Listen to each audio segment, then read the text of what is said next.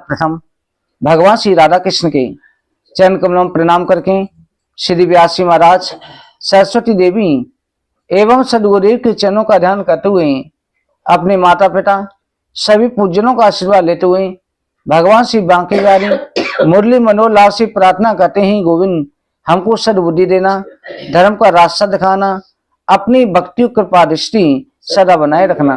बुलेंद्रावन बिहारी लाल की, बोलो कार्तिक मातम की।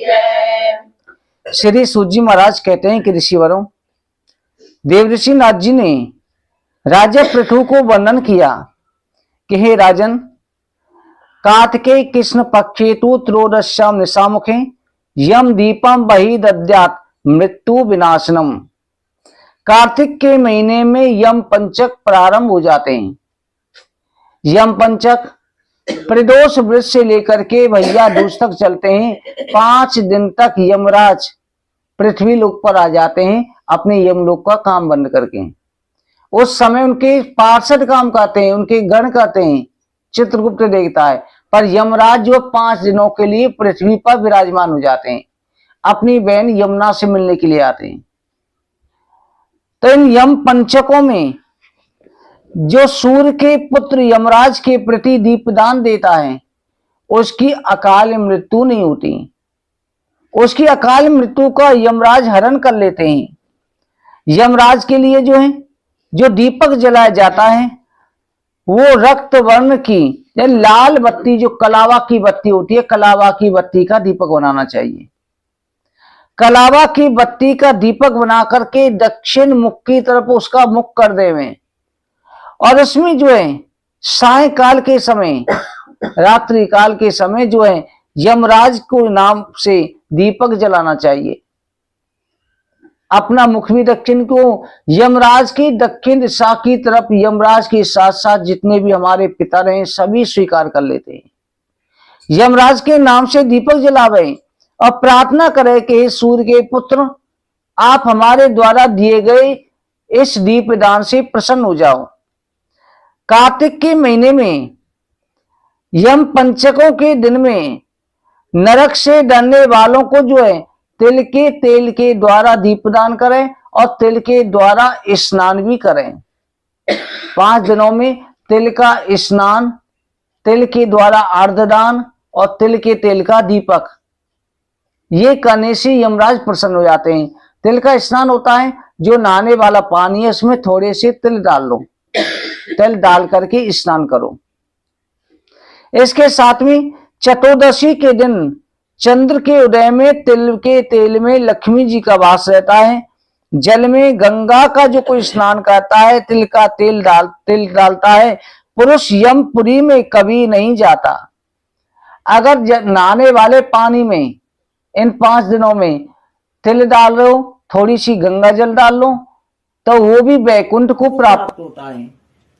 अगर इसमें अपा मार्ग दूरवा चक्रमदन इनको भी डाल करके मनुष्य स्नान करे, अपा मार्ग कहा जाता है, जिसे चिरचिटा कहते हैं।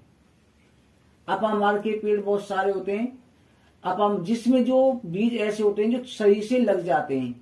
अगर पास से आप टच होके निकलोगे तो उसके बीज चिपक जाते हैं कपड़ों में। अपा मार्ग की दातुन भी जो होती है, जड़ की, दांतों में कैसी भी बीमारी है उसकी जड़ की दातुन करो तो सारी बीमारियां खत्म हो जाती है, कीड़े तक खत्म कर देती है। और दांतों में खुशबू ऐसी आएगी जैसे मानो इलायची चबा रहे हो, उसकी जड़ की जो दातुन होती है। ऋषि पंचमी पर जो ऋषि पंचमी का व्रत रखते हैं, हमारे ब्रज में भी रखा जाता है, जो 108 बार दातुन करते हैं, 108 लोटा से स्नान करते हैं, 108 तुलसी की परिक्रमा करते हैं। 108 की जो रीति होती है वो अपाम मार्ग की दातुन की जाती है।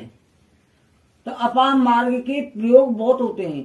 कहा जाता है दीपावली के दिन अगर अपाम मार्ग की जड़ भी लाल कपड़े में लपेट के घर में रख लेते हैं तो धन की कभी कोई कमी नहीं रहती। अपाम मार्ग की पत्तों का भी शुगर में प्रयोग होता है। इसके पत्ते जो है 71 पत्ते रोज खाते हैं पानी घोट के, तो शुगर ठीक होती है कुछ दिनों में।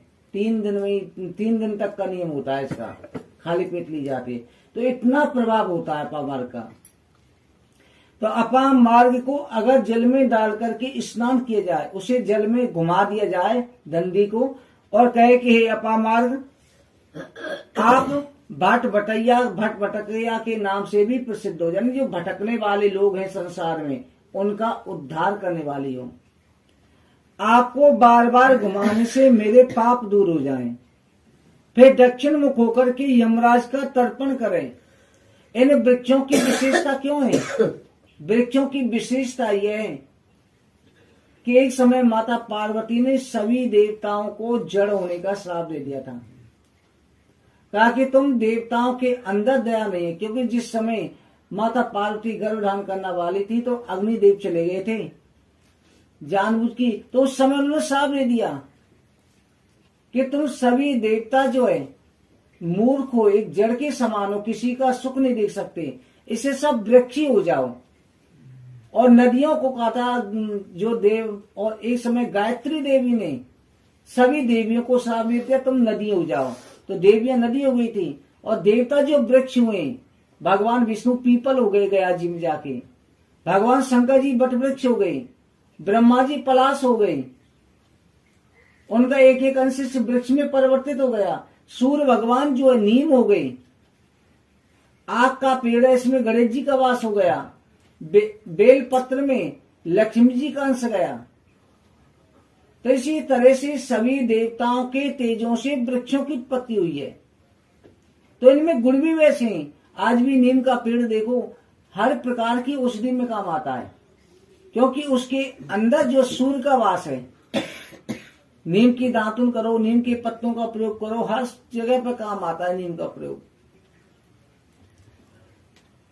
भगवान श्री हरि का ध्यान करते हुए और यमराज का ध्यान करके इस समय पर यमराज के दोनों स्वरूपों का ध्यान करें। यमराज के 2 स्वरूप हैं, एक यमराज, एक धर्मराज। यमराज का जो स्वरूप है वो पापियों के लिए है। वहां पर 2 विभाग कर रखे हैं, 2 रास्ते बनाए हुए हैं। कहते हैं जब यमपुरी प्राणी जाता है तो 4 दरवाजों से जाता है। जो पापी होते हैं वो दक्षिण दिशा के मार्ग से प्रवेश करते हैं। सबसे भयंकर दक्षिण दिशा होती है।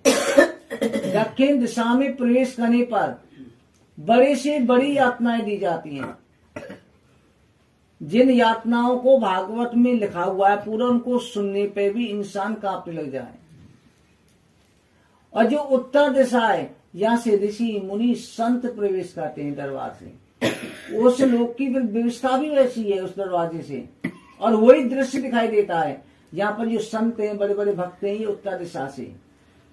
पूर्व दिशा से जो गृहस्थियों में मान भक्त हो जाते हैं, जो गृहस्थी में रह रहे हैं पर संतों जैसा जीवन व्यतीत कर रहे हैं, वो प्रवेश करते हैं। और पश्चिम दिशा से जैसे हम जैसे साधारण जीव हैं, जो गृहस्थी भी है और भक्ति भी करते हैं, मध्यम है, बराबर है, जिसमें यह कि स्वर्ग भी मिलेगा फिर पृथ्वी पर भी आना पड़ेगा, मुक्ति नहीं है। 20 के मध्यम के वो पश्चिम दिशा से प्रवेश करते हैं। इसीलिए यमराज के भी दोनों स्वरूप हैं। जो और दिशाओं से प्रवेश करते हैं पूर्व उत्तर वाले, वहां पर यमराज धर्मराज के रूप में स्वयं आरती की थाली लेकर के खड़े रहते हैं। और जो प्रवेश करते हैं वहां पर उनका सम्मान किया जाता है। जैसे यहाँ पर कोई राजा महाराजा आ रहा हो, आपके यहाँ प्रदान किया तो कितनी व्यवस्था कर देंगे आप, तैयारियां। बड़े बड़े ऋषि मुनि हैं, उनकी कितनी तैयारियां होती हैं स्वागत की।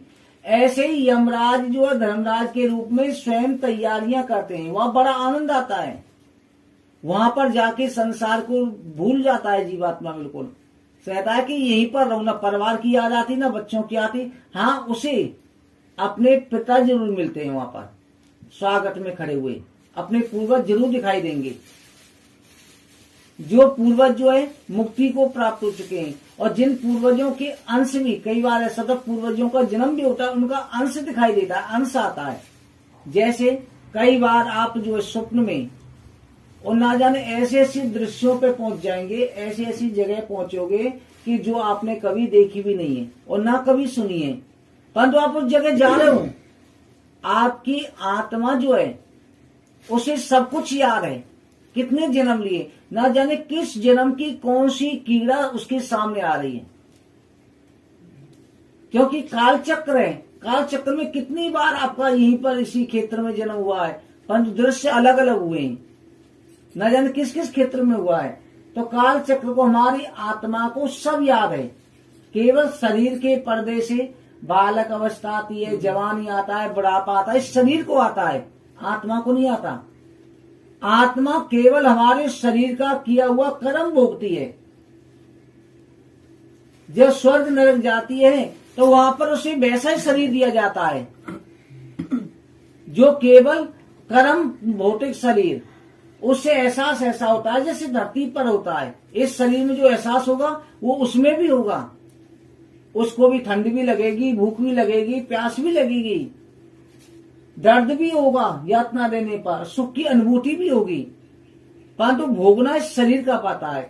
इसलिए तो बार बार कहा जाता है कि इस शरीर का सदुपयोग करो, इस शरीर को कितना भी खिला लो, कितना भी इसे सजा लो, आखिर में ये भस्म होना है। इसके किए हुए कर्म हमारे साथ चलने हैं, इसको सुख देने के लिए जो नासवान है। हमें कैसे कैसे कर्म करें, पाप भी करते हैं, झूठ भी बोलते हैं, हम गंदे आचरण भी करते हैं, इस शरीर के लिए तो करते हैं। आत्मा के लिए आपने करा है? आत्मा के लिए कभी नहीं करा। आपने अगर मन कहता है कि आज मुझे काजू की बर्फी खानी है, मिल्क केक खाना है, या कोई अच्छा भोजन बनाना, किस लिए कर रहे हो? इस मन कर रहा है अंदर, पर कर तो शरीर के लिए कर रहे हैं। तो इसलिए इस मन को काबू रखो, इस शरीर की सजावट में मत लगो। हाँ, शरीर की तृप्ति जरूरी है, पर तृप्ति ऐसे जैसे जो उसके सारे चल सकें। और हमारी आत्मा के अंदर बहुत बड़ी शक्ति होती है। एक संत हैं, उन्होंने 11 दिन तक नर्मदा का जल पी करके रहे, भजन किया है, जिन्हें लोग दादा गुरु के नाम से भी कह रहे हैं। उन्होंने कहा कि मुझे शुरू में डर लग रहा था कि मैं कैसे रहूंगा भूखा प्यासा, भूखा कैसे रह सकता हूं, पर देखा कि आत्मा के अंदर इतनी शक्ति है, इच्छा शक्ति बना ली और भगवान पे विश्वास करा, कहते भूख प्यास लगी नहीं, ना कोई कमजोरी आई। तो इसलिए कहते पहले ऋषि मुनि 10-10 हजार वर्ष तपस्या करते थे। किस लिए करते थे? क्योंकि उनका आत्मबल था।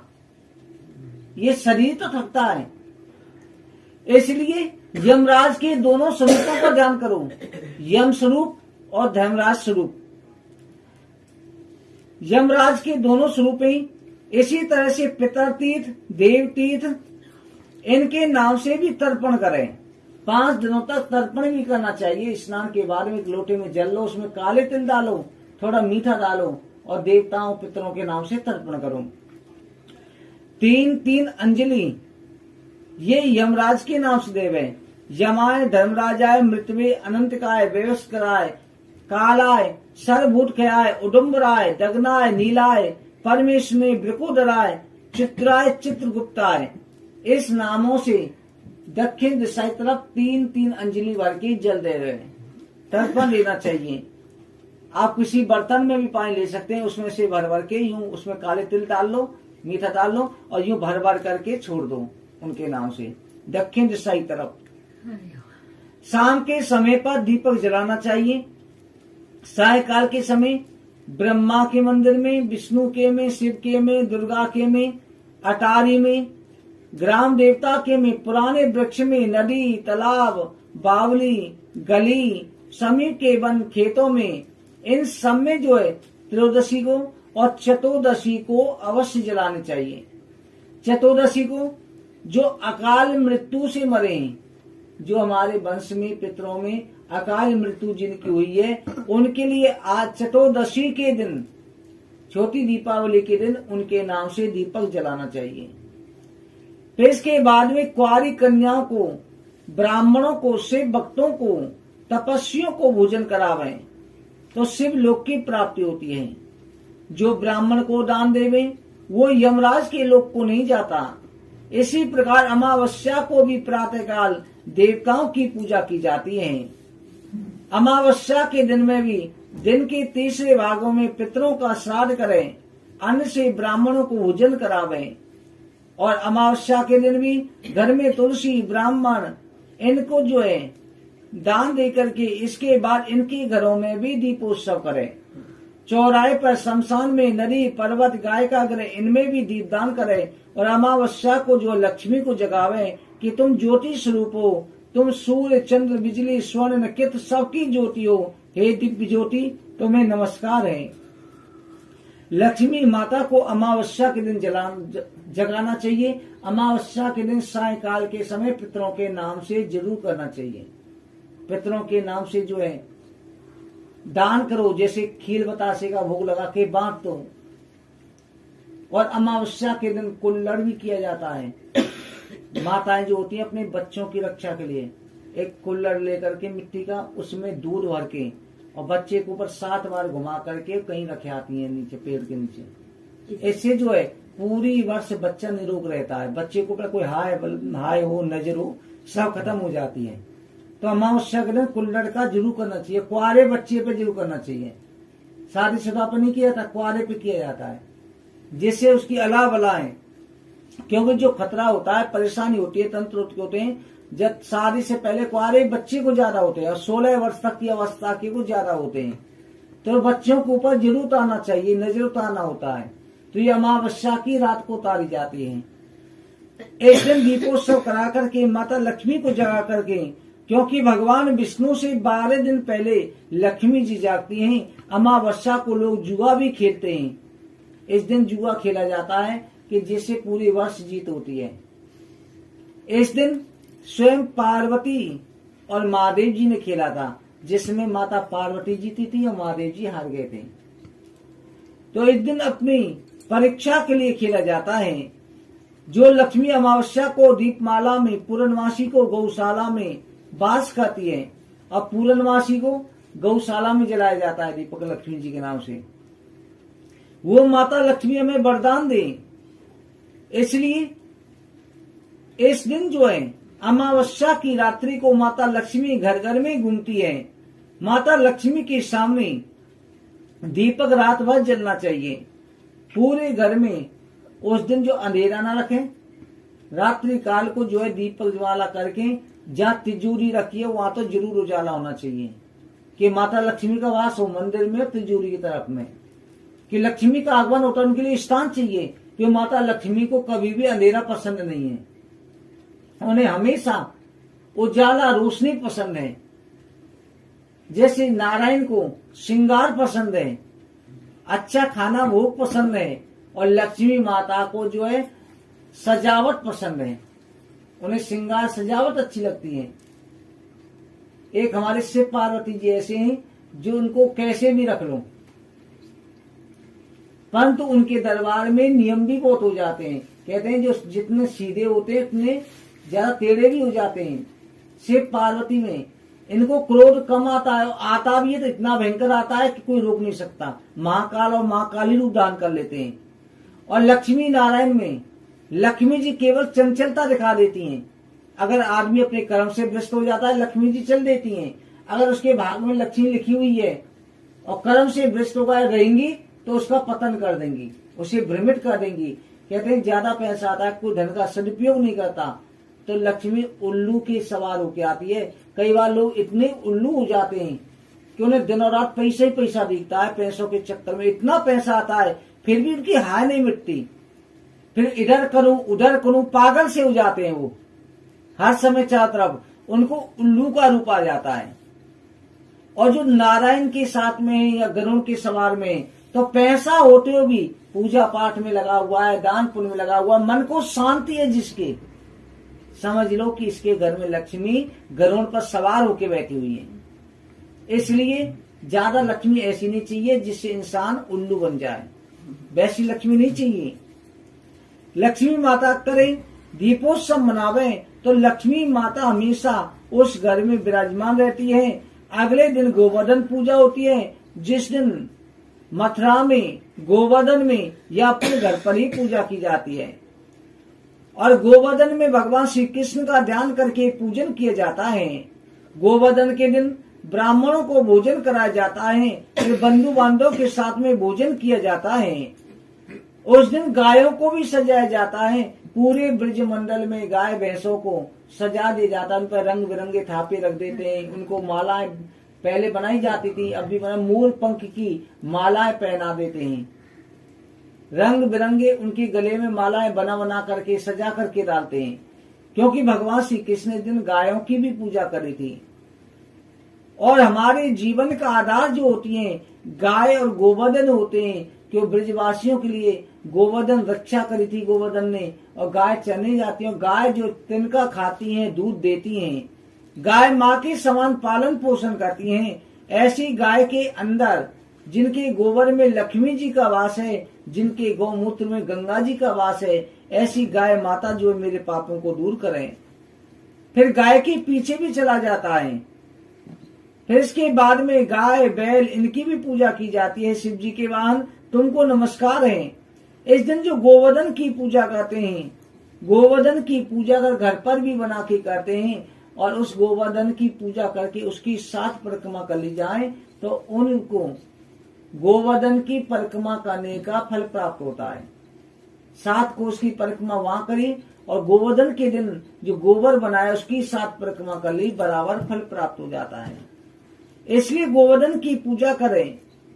गोवर्धन के दिन हवन पूजा पाठ किया जाता है। उससे अगले दिन जो है फिर भैया दूज मनाई जाती है, जिस भैया दूज में बहन भाई का एक बंधन होता है, जो यमराज को स्वयं यमुना जी ने तिलक किया था। यमराज इस दिन अपनी बहन यमुना से मिलने आते हैं विश्राम घाट मथुरा में। यमराज का जो प्रवेश होता है धरती पर केवल मथुरा में हुआ है। मथुरा में यमुना जी का जो घर भी है स्थान, वो विश्राम घाट में यमुना जी के अंदर महल है, जो किसी किसी भक्त को दिखाई देता है। जैसे मानसी गंगा होती है ना, कि एक क्षण के लिए साल में रात को 12 बजे दूध की हो जाती है, उसी तरह से परंतु किसी किसी भक्त को दूध की धारा दिखाई देती है। ज्यादातर लोगों को दूध एकदम थोड़ी देर के लिए पूरा दूध ही दूध बन जाता है।